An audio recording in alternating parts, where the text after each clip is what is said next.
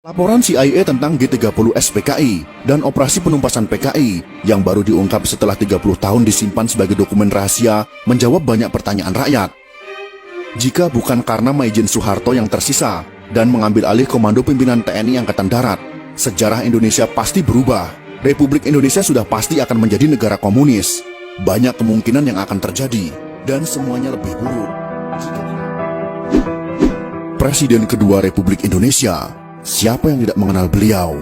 Beliau tidak lain dan tidak bukan adalah Presiden Haji Muhammad Soeharto. Lahir dari keluarga petani di Kemusuk, Yogyakarta pada tanggal 8 Juni tahun 1921 dan meninggal di Jakarta pada tanggal 27 Januari tahun 2008 pada usia 86 tahun. Jasanya kepada bangsa dan negara juga tidak bisa disepelekan. Akan tetapi bagi kaum komunis hal ini sangat bertolak belakang. Kaum komunis sangat membenci Presiden Soeharto karena beliaulah yang menghancurkan komunis di negara tercinta ini. Akibat dari dendam dan bencinya mereka, sampai sekarang Presiden kedua Republik Indonesia ini difitnah dengan masif, dengan cara memutarbalikkan fakta sejarah yang sudah tertulis di bangku sekolah dengan sistematis. Dari keadaan yang seperti itu, maka kami sebagai salah satu generasi yang mendapatkan pendidikan Pancasila saat sekolah di masa beliau masih menjadi presiden, merasa ada tanggung jawab untuk memberikan jawaban atas tuduhan miring terhadap beliau, untuk mengimbangi informasi-informasi yang menyudutkan beliau, terutama bagi generasi muda yang tidak tahu menahu tentang sejarah masa lalu bangsa ini. Dan akhirnya belajar sejarah dari sumber yang salah, yaitu bersumber dari orang-orang simpatisan atau pendukung komunisme yang sangat gencar ingin mengubah sejarah masa lalu mereka. Beberapa pemimpin dunia yang memuji Presiden Soeharto dalam pernyataannya. Berikut ini adalah pernyataan tersebut. Dr. Mahathir Mohamad, mantan Perdana Menteri Malaysia, mengatakan, krisis ekonomi tahun 1998 memang dirancang untuk menjatuhkan Pak Harto. Jika Pak Harto tidak jatuh, Indonesia akan jadi negara maju. Lee Kuan Yew, mantan Perdana Menteri Singapura, juga mengatakan, Pak Harto pemimpin luar biasa. Beliau harus mendapat tempat terhormat dalam sejarah Indonesia. Sedangkan Sultan Bolkiah dari Kerajaan Brunei mengatakan, dipimpin Pak Harto, Indonesia bersatu, pemerintahan stabil, ekonomi maju pesat, sangat disayangkan beliau dijatuhkan. Sebenarnya Pak Harto berkali-kali mengutarakan niat untuk mundur, namun beliau melihat ancaman luar biasa besar membahayakan bangsa dan negara kesatuan Republik Indonesia. Fitnah KKN terhadap Pak Harto dan keluarga yang kemudian dituangkan dalam TAP MPR untuk memeriksa harta kekayaannya ternyata tidak terbukti. Majalah Time memfitnah Pak Harto dan keluarga dengan tuduhan punya simpanan 30 miliar dolar Amerika Serikat. Ternyata tidak terbukti sama sekali. Berbagai tim khusus dibentuk pemerintah untuk menyelidiki harta Pak Harto. Satu pun tak menemukan rekening yang mencurigakan di perbankan asing. Silahkan cari kemana saja. Jika terbukti saya ada simpanan 1 sen saja, saya siap dihukum mati, kata Pak Harto. Semua tuduhan itu adalah fitnah. Belakangan terbukti Pak Harto dijatuhkan oleh konspirasi global, yaitu Partai Demokrat Amerika Serikat, Partai Komunis Cina, dan sekutunya, yang berkolusi dengan kelompok anti-Soeharto. Penyebab utama Pak Harto dijatuhkan adalah karena kemesraan dan keberpihakan Pak Harto yang sangat besar kepada umat Islam sejak tahun 1986. Ternyata ada pihak-pihak tertentu yang marah. Republik Indonesia merdeka pada tahun 1945. Namun kemerdekaan umat Islam Indonesia sejatinya baru terjadi pada tahun 1986 sampai 1987 setelah Pak Harto berpaling ke Islam. Sebagai manusia, Pak Harto sudah pasti tidak sempurna. Ada kelemahan, kesalahan, kekurangan, namun beliau tetap pahlawan. Jasanya luar biasa besar. Terbukti pada beberapa hari setelah Partai Komunis Indonesia melancarkan gerakan 30 September, Partai Komunis Indonesia, membunuh para pimpinan TNI Angkatan Darat, ulama-ulama, dan tokoh-tokoh anti PKI di seluruh Indonesia. Dari dokumen rahasia CIA yang sudah boleh diakses publik ditemukan catatan pejabat CIA tentang pertemuan pertama CIA dengan Pak Harto pada awal Oktober tahun 1965. CIA belum pernah membuka ke publik. Pak Harto juga tidak pernah mengungkap mengenai pertemuannya dengan CIA beberapa hari setelah G30S PKI di Jakarta. Laporan CIA itu menyebutkan bahwa setelah PKI melakukan Gestapo atau Gerakan September 30, TNI Angkatan Darat dipimpin oleh Maijen Soeharto berhasil menggagalkan PKI untuk kendalikan NKRI.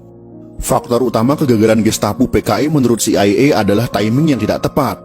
Gestapo dilakukan 5 hari sebelum hari ulang tahun TNI pada tanggal 5 Oktober tahun 1965 adalah kesalahan fatal. Gestapo PKI dilancarkan pada saat seluruh pasukan TNI dan pimpinan TNI sedang berkumpul di Jakarta, mobilisasi pasukan dalam rangka hari ulang tahun TNI. Kesalahan fatal kedua PKI adalah meremehkan sosok Soeharto, yang hanya seorang panglima pasukan cadangan TNI Angkatan Darat. Dulu Kostrad tidak prestisius. Panglima Kostrad yaitu Maijen Soeharto sebagai pimpinan pasukan cadangan pada saat itu memang tidak diperhatikan PKI sebagai pimpinan utama TNI Angkatan Darat. Underestimate terhadap Soeharto juga disebabkan karakternya yang tidak menonjol. Soeharto tidak terseret dalam faksi tertentu di Angkatan Darat. Dalam hal ini yang harus kita ketahui adalah, pada masa itu Kostrad tidak memiliki pasukan tempur. Jadi Maijen Soeharto pada saat itu tidak memiliki pasukan yang siap untuk berperang. CIA mengungkap, sikap low profil Soeharto disebabkan oleh kegagalan besar operasi Trikora pembebasan Papua Barat, di mana TNI kalah telak dari Belanda. Soeharto yang low profil, tidak suka berpolitik selama menjadi perwira TNI, membuat posisinya dianggap netral, tidak berbahaya oleh PKI. Di internal TNI pada saat itu, ada TNI faksi pro Soekarno, seperti Jenderal Ahmad Yani, ada faksi pro Abdul Haris Nasution, yang anti PKI, dan faksi TNI yang pro dengan PKI. Dari film G30S PKI yang dibuat berdasarkan fakta sejarah itu, rakyat tahu bahwa sempat timbul pro kontra di Politbiro PKI mengenai Jenderal Ahmad Yani. Keputusan PKI untuk menculik dan membunuh Jenderal Ahmad Yani yang Soekarnois didebat anggota Politbiro PKI. Akhirnya bulat disepakati Jenderal Ahmad Yani masuk daftar korban. Dokumen CIA menyebut bahwa keputusan PKI untuk menghabisi Jenderal Ahmad Yani karena dikhawatirkan Yani akan jadi masalah jika Soekarno meninggal dunia. Sedangkan Maijen Soeharto adalah staf dari Jenderal Ahmad Yani. Pak Harto tidak termasuk pimpinan TNI Angkatan Darat yang diperhitungkan oleh PKI. Inilah kesalahan fatal Gestapo PKI. Laporan CIA jelas menyebut ada kesalahan analisa Politbiro PKI dalam menyusun daftar korban. PKI tidak memperhitungkan kemampuan militer Soeharto. Secara politik, benar Maijen Soeharto sudah tamat karena memalukan Soekarno. Secara militer juga tamat karena hanya jadi panglima pasukan cadangan. Dari perspektif faksi militer, Soeharto tidak masuk faksi manapun. Soeharto hanya dianggap bayang-bayang Jenderal Ahmad Yani. Gestapo pun dilancarkan PKI. Pertanyaan besar pun muncul tentang faktor keberhasilan Soeharto melakukan serangan balasan terhadap aksi Gestapo yang berujung kepada penumpasan PKI terjawab dalam laporan CIA. Saat hampir semua pimpinan TNI Angkatan Darat yang anti PKI dan pro Soekarno sudah dibunuh PKI, yang tersisa hanya Maijen Soeharto dan Jenderal Nasution yang terluka. Muncul pertanyaan, mengapa Soeharto bisa memobilisasi TNI begitu cepat dalam jumlah besar?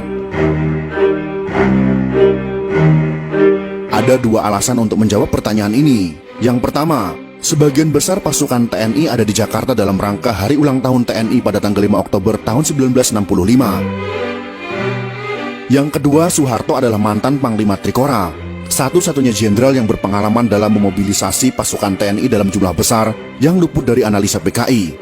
Soeharto sebagai mantan Panglima Operasi Trikora sangat berpengalaman memimpin, memobilisasi ratusan ribu pasukan dari 3 matra TNI. Sekakmat TNI berhasil membalas aksi PKI.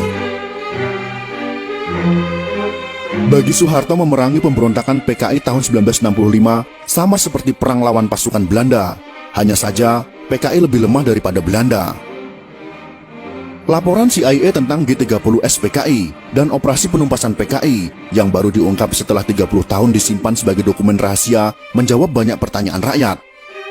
Jika bukan karena Maijen Soeharto yang tersisa dan mengambil alih komando pimpinan TNI Angkatan Darat, sejarah Indonesia pasti berubah. Republik Indonesia sudah pasti akan menjadi negara komunis.